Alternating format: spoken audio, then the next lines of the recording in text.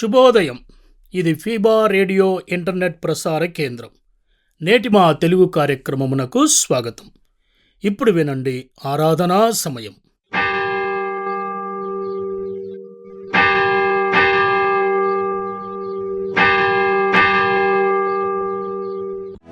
ఆరాధనా సమయం.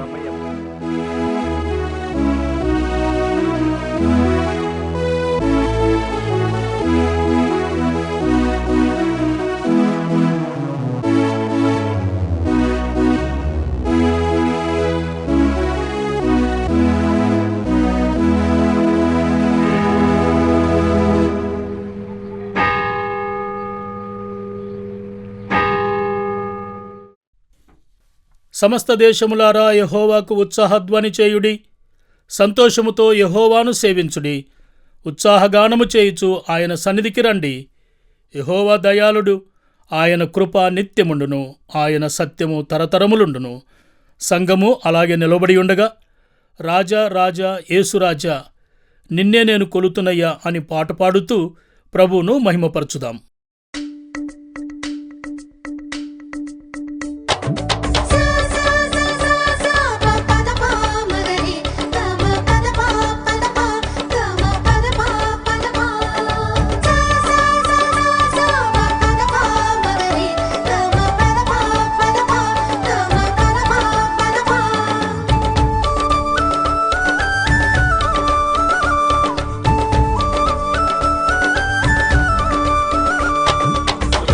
రాజా యేసు రాజా నిన్నే నేను కొలుతున్నయ్య, రాజా రాజా యేసు రాజా నిన్నే నేను కొలుతున్నయ్య.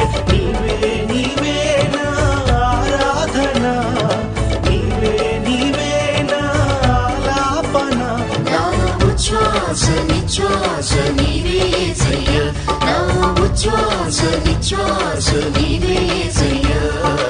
రాజా రాజా యేసు రాజా నిన్నే నేను కొలుతున్నయ్య, రాజా రాజా యేసు రాజా నిన్నే నేను కొలుతున్నయ్య.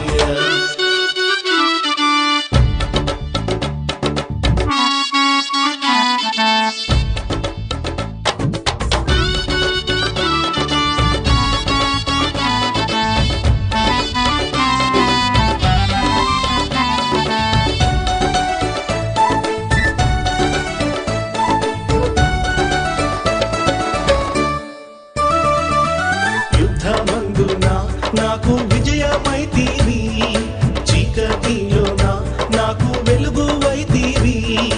యుద్ధమందున నాకు విజయమైతీవి, చీకటిలోన నాకు వెలుగువైతీవి. బంధకమందున నాకు విడుదలైతీవి, ఆపదలోన నాకు ఆశ్రయమైతీవి. అన్ని వేళలందు నాకు అన్ని అయితీవి, కన్నా తండ్రి నీవే నాకు సొంతమైతీవి. అన్ని వేళలందు నాకు అన్ని అయితీవి, కన్నా తండ్రి నీవే నాకు సొంతమైతీవి. నా ఉచ్ఛ్వాస నిశ్వాస నీవే యేసయ్య, నా ఉచ్ఛ్వాస నిశ్వాస నీవే యేసయ్య.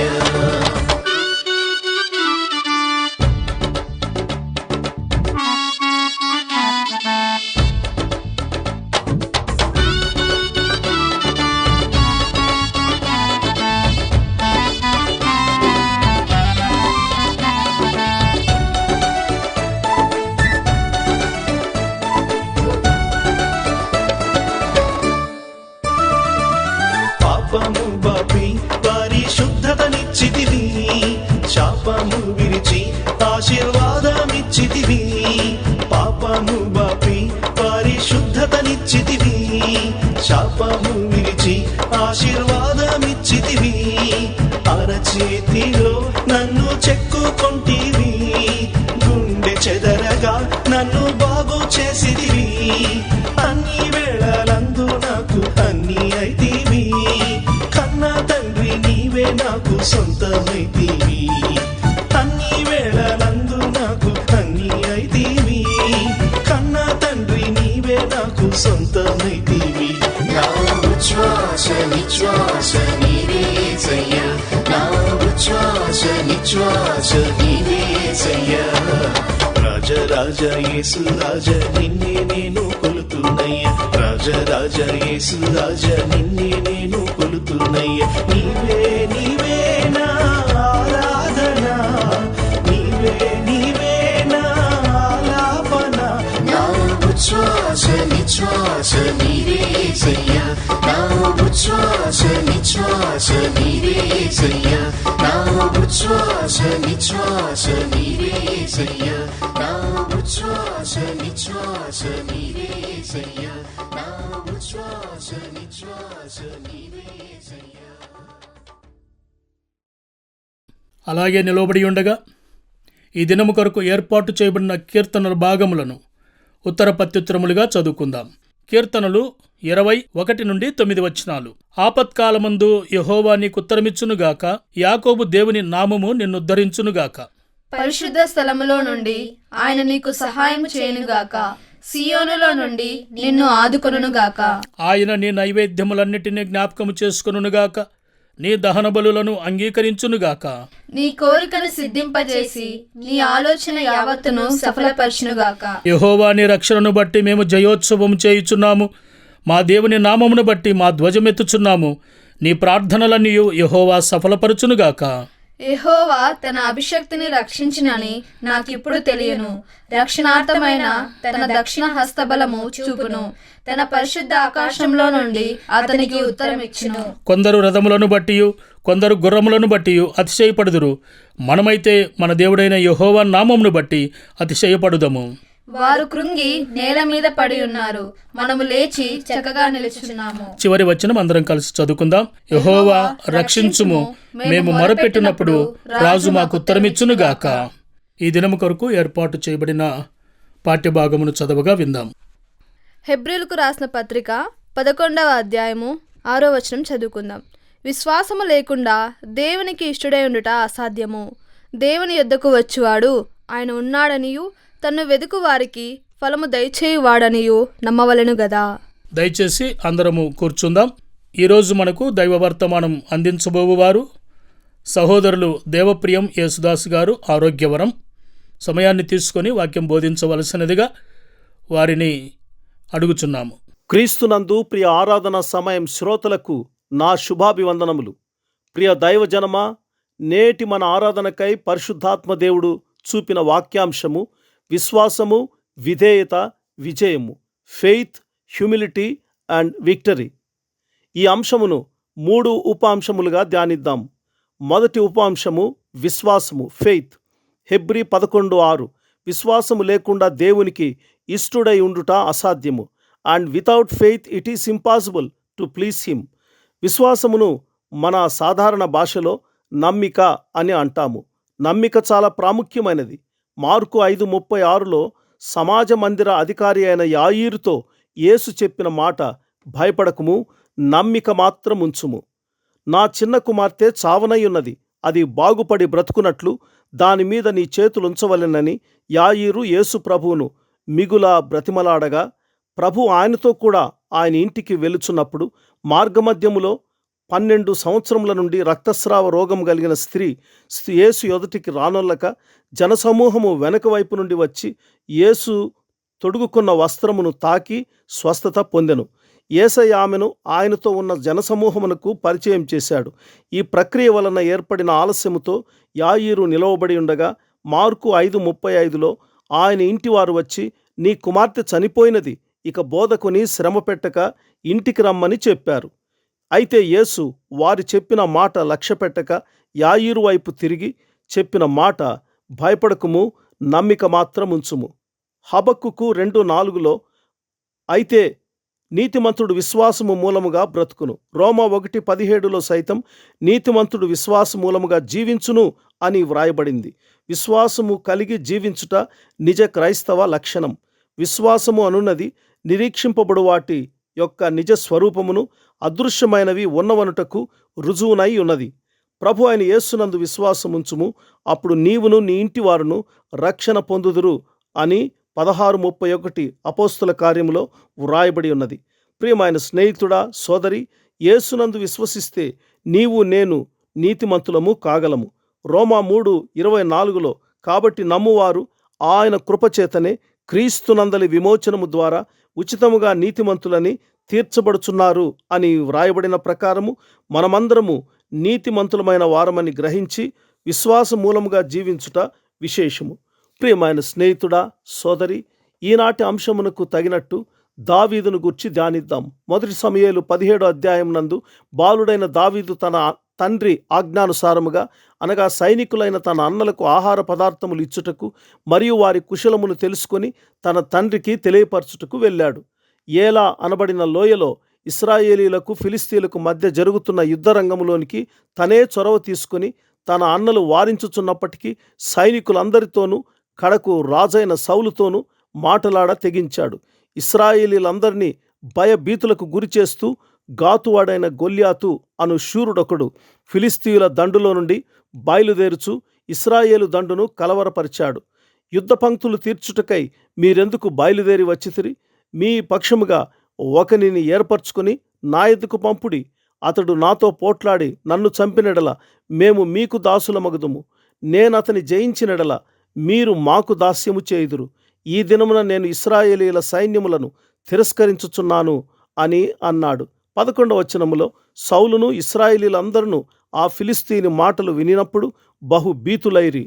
ఆ సమయాన ఆ పరిస్థితి యావత్తును చూచిన బాలుడైన దావీదు 26వ వచనములో జీవం గల దేవుని సైన్యములను తిరస్కరించుటకు ఈ సున్నతి లేని ఫిలిస్తీయుడు ఎంతటివాడు, వాని చంపి ఇశ్రాయేలీల నుండి ఈ నింద తొలగింతునని పలికినప్పుడు తన అన్నలందరూ వారించినను ఆ సంగతి విన్న రాజైన సౌలు దావీదును పిలువనంపి, ఈ ఫిలిస్తీయుని ఎదుర్కొని వానితో పోట్లాడుటకు నీకు బలము చాలదు, నీవు బాలుడవు, వాడు బాల్యము నుండి యుద్ధాభ్యాసం చేసినవాడని దావీదుతో అన్నాడు. ఆయనను తాను అడవిలో మేపుచున్న గొర్రెల మందల నుండి గొర్రెపిల్లను రక్షించుటకు సింహమును ఎలుగుబంటిని చంపిన అనుభవము తనకున్నదని ఒప్పించిన పిదప రాజు అతనికి యుద్ధ వస్త్రములను ధరింపచేసి రాగి శిరస్త్రాణము అతనికి కట్టి యుద్ధ కవచము తొడిగించగా వాటిపై కత్తి పట్టుకొని వెళ్ళగలిగినది లేనిది చూచుకొనిన తరువాత అవి వాడుక లేదని త్యజించాడు. ఆ తదుపరి 40వ వచనములో తన కర్ర చేత పట్టుకొని ఏటి లోయలో నుండి 5 నున్నని రాళ్లు ఏరుకొని తన యొద్దనున్న చిక్కములో నుంచుకొని వడిసెల చేత పట్టుకొని ఆ ఫిలిస్తీని చేరువకు వెళ్ళాడు. గొల్యాతు దావీదును కనుగొని అతడు బాలుడై ఎర్రటివాడును రూఫసియునై ఉండుట చూచి అతన్ని తృణీకరించాడు. దావీదు అనగా బహుప్రియుడు అని అర్థము. మత్తయి సువార్త 3:17లో ఇదిగో ఈయనే నా ప్రియకుమారుడు, ఈయన యందు నేను ఆనందించుచున్నానని యేసును గూర్చి తండ్రి అయిన దేవుడు చెప్పాడు. 1 సమూయేలు 17:45 అప్పుడు దావీదు అతన్ని చూచి, నీవు కత్తియు ఈటెయు బల్లెమును ధరించుకొని నా మీదికి వచ్చుచున్నావు.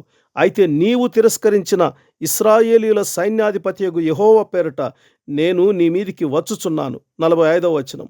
ప్రియమైన స్నేహితుడా, సోదరి, సాతానుపై యుద్ధములో విశ్వాసికి ఉండాల్సిన ప్రథమ లక్షణం విశ్వాసము.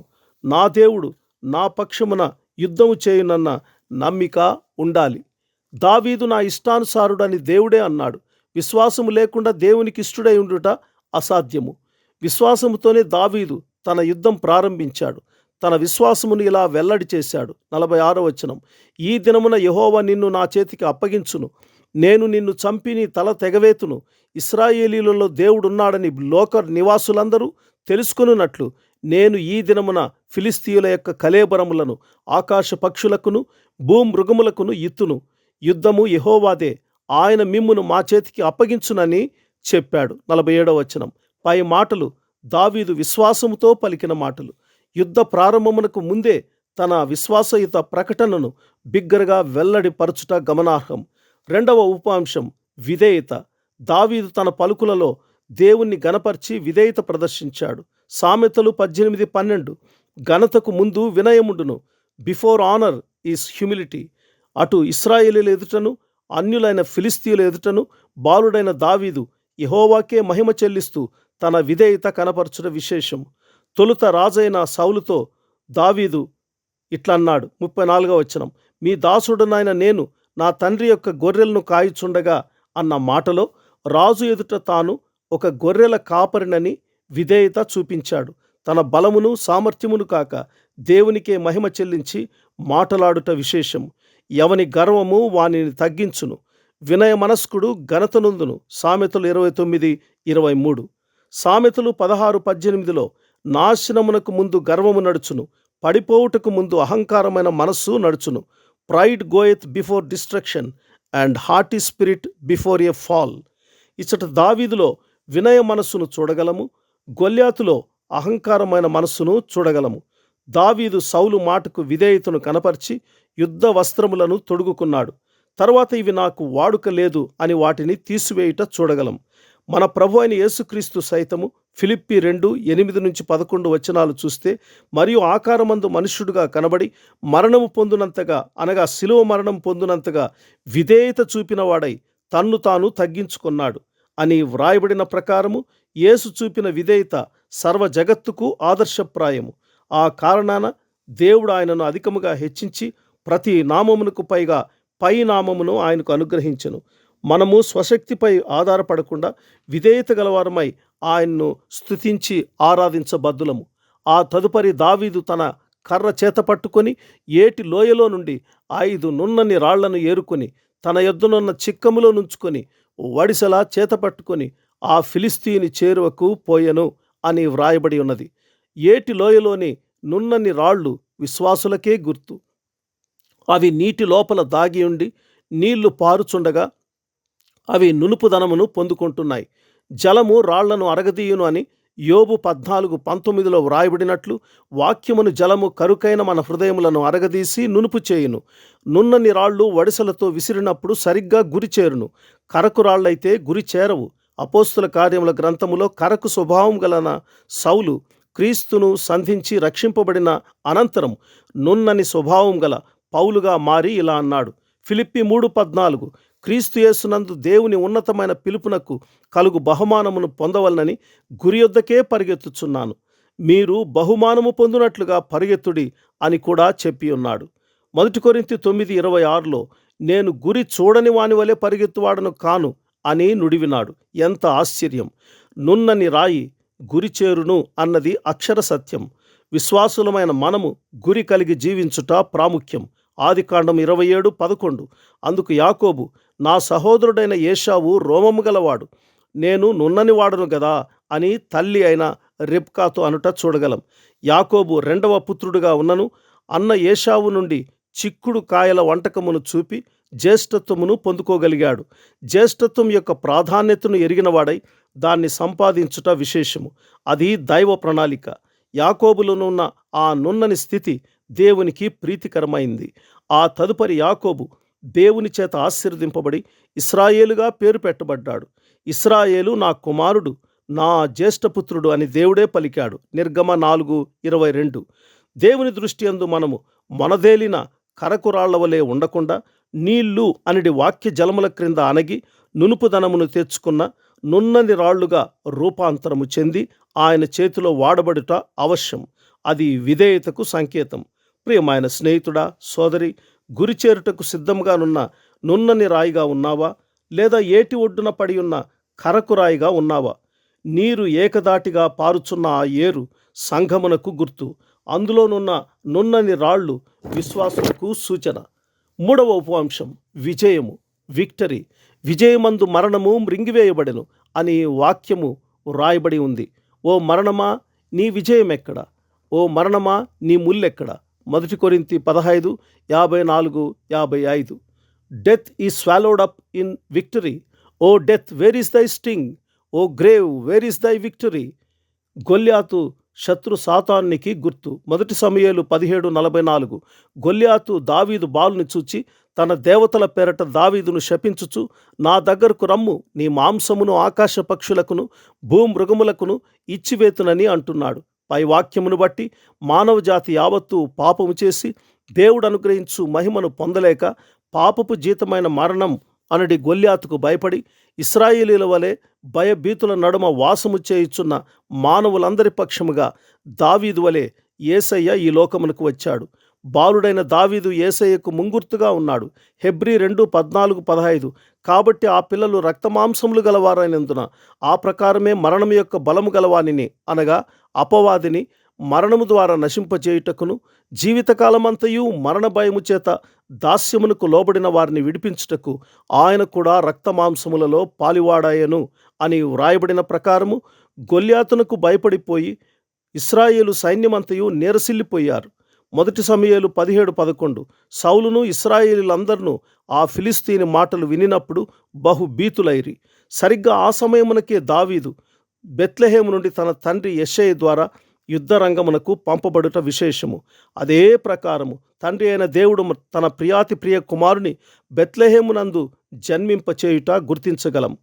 కల్వరి కొండపై అదే కుమారుడు సాతానును జయించి మానవ పాప ఫలితమైన తీర్పును శిరసావహించి గాయపరచబడి రక్తము చిందించి మరణమొంది సమాధి చేయబడి తాను ముందే నుడివినట్లు 3వ నాడు గొల్యాతు అనబడిన మరణమును జయించి మృత్యుంజయుడై తిరిగి లేచి మనకు విజయమును ప్రసాదించాడు. మనము ఎదుర్కొనుచున్న ఈనాటి వ్యాధి బాధలు, కన్నీరు, ఇరుకు ఇబ్బందులు, ఆర్థిక సమస్యలు, పిల్లల పెంపకము, మనసాయాసములు, ఉద్యోగ సమస్యలు, మానసిక రుగ్మతలు, వీటన్నిటిపై ఆయన విజయమునిచ్చువాడని గ్రహించి ధైర్యముందుదాము. విశ్వాసమునకు కర్త అయిన యేసయ్య హెబ్రీ 12:1 ఆయన కుమారుడైయుండియు తాను పొందిన శ్రమల వలన విధేయతను నేర్చుకొనెను అని వ్రాయబడిన రీతిగా ఇప్పుడు సాతానును, లోకమును, పాపమును, శాపమును జయించి విజయుడై ఆ విజయంలోనికి నిన్ను నన్ను చేర్చాడు. విజయ పరంపరను అనుగ్రహించాడు. రోమా 8:37 ఆయనను మనలను ప్రేమించిన వాని ద్వారా మనము వీటన్నిటిలో అత్యధిక విజయము పొందుచున్నాము. In all these things we are more than conquerors through him who loved us. ఆ ఫిలిస్తీయుడైన గొల్యాతు లేచి దావీదును కలయుటకై రాగా దావీదు వాణ్ణి ఎదుర్కొనుటకు త్వరగా పరుగెత్తిపోయి తన సంచిలో చెయ్యి వేసి అందులో నుండి రాయి ఒకటి తీసి వడిసెలతో విసిరి ఆ ఫిలిస్తీయుని నుదుట కొట్టాడు. ఆ రాయి వాని నుదురు చొచ్చినందున వాడు నేలను బోర్లపడెను.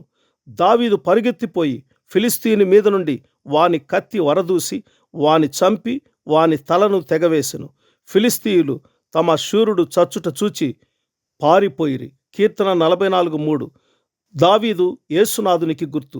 నీ దక్షిణ హస్తమే, నీ బాహువే, నీ ముఖకాంతియే విజయము కలుగజేసెను అని వ్రాయబడి ఉంది. విశ్వాసం గలవారమై, దేవుని ఎడల విధేయత గలవారమై, విజయము నుండి విజయమును పొందుకున్న వారమై, విజయశాలి అయిన ప్రభువును ఆత్మతో సత్యముతో ఆరాధించుదముగాక. ఆమెన్. దేవుడు తన వాక్యమును మన వినికిడిలో దీవించునుగాక. ఇప్పుడు మనమందరం అలాగే నిలవబడి ఉండి ప్రభు నేర్పిన పరలోక ప్రార్థనను మనము చెప్పుకుందాం. పరలోకమందున్న మా తండ్రి, నీ నామము పరిశుద్ధపరచబడునుగాక, నీ రాజ్యము వచ్చునుగాక, నీ చిత్తము పరలోకమందు నెరవేర్చున్నట్లు భూమి యందును నెరవేరునుగాక. మా అనుదిన ఆహారం నేడు మాకు దయచేయము. మా రుణస్థులను మేము క్షమించున్న ప్రకారము మా రుణములను క్షమించుము. మమ్మను శోధనలో నుండి తేక దుష్టు నుండి మమ్మను తప్పించుము. ఎందుకనగా రాజ్యము, బలము, మహిమ నిరంతరము నీవయున్నవి తండ్రి. ఆమేన్.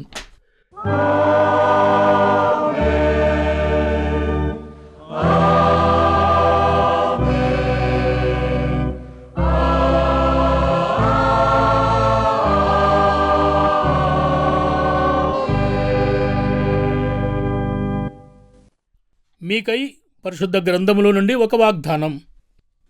1 యోహాను 5వ అధ్యాయం 4వ వచనం.